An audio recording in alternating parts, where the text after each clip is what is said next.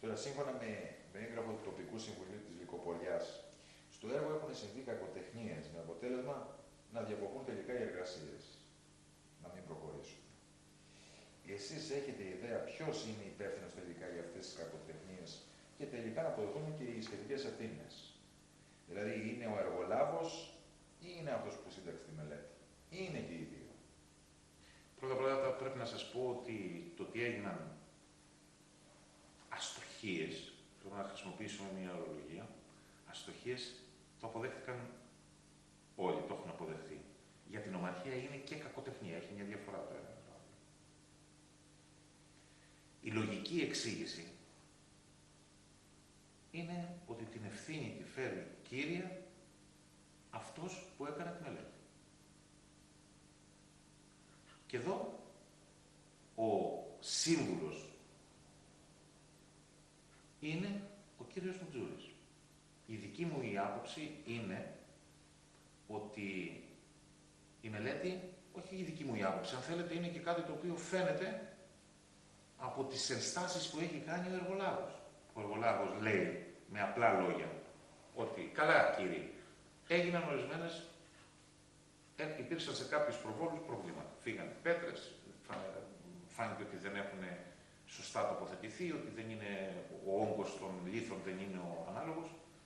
Εγώ, λέει αυτός, έκανα μία μελέτη. Μπορεί να δεχτώ ότι ως ένα βαθμό έχω κάποια ευθύνη. Όμως, όταν ο μελετητής, δηλαδή, μου λέει, ο κύριος Μουτζούρης μου λέει ότι αυτά που σου προτείνω να βάλεις, προβλέπονται για καιρό μέχρι 5 μποφόρ και ο καιρός αυτός ήταν 7 μποφόρ, ασφαλώς τη βασική ευθύνη κατά την άποψή μου την έχει ο σύμβουλος του κύριος. Γνωρίζετε τελικά πόσο έκανε αυτή η μελέτη. Η μελέτη, από ό,τι ξέρω, είναι γύρω στις 300.000. Εδώ υπάρχει ένα πρόβλημα. Έχω αντιληφθεί εγώ ένα πρόβλημα. Ποιο? Ο κύριος Μουτζούρης, δεν ξέρω, μπορεί, από αυτά που ξέρω είναι ότι ο κύριος Μουτζούρης προσελήφθη ως σύμβουλος έργου και παρακολούθησης. Φαίνεται όμως ότι ήταν ανεπισήμως ο μελετητής του έργου. Δηλαδή, έδωσε συνολική μελέτη. Επισήμως ποιος ήταν? Επισήμως η υπηρεσίες του Δήμου. Αυτό, όμως ο κύριος Μουτζούρης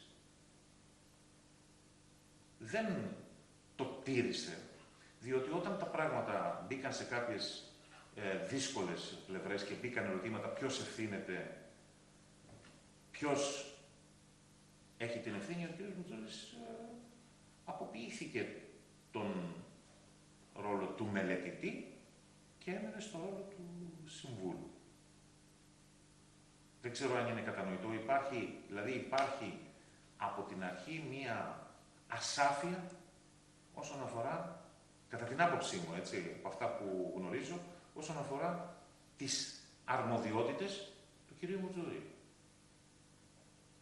Ενώ επισήμως φαίνεται ως σύμβουλος εκτέλεσης και παρακολούθησης του έργου, επιστημονικός σύμβουλος εκτέλεσης και παρακολούθησης του έργου, κατ' ουσίαν θεωρώ ότι μάλλον έχει φτιάξει όλη τη μελέτη, την οποία την αποδέχτηκε η νομαρχία και με βάση αυτή προχώρησε.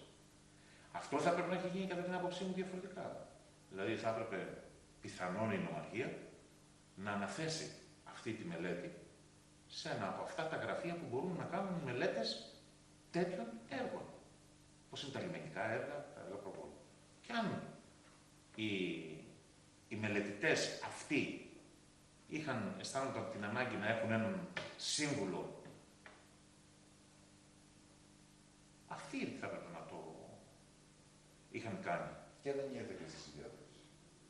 Δεν ήρθε στη συγκέντρωση. Πιστεύω ότι δεν είχε αντιληφθεί ότι η συγκέντρωση ήταν μόνο, επιμένω σε αυτό το πράγμα, μόνο για αυτά τα σπίτια τα οποία κινδυνεύουν.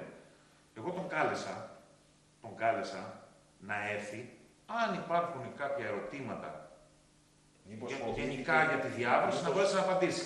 Πιστεύω ναι, ότι αυτό είναι. Φοβήθηκε ότι θα κοστούν και αντιδράσεις για τις κακοτεχνίες. Βέβαια. Πιστεύω ότι γι' αυτό το λόγο δεν ήρθε.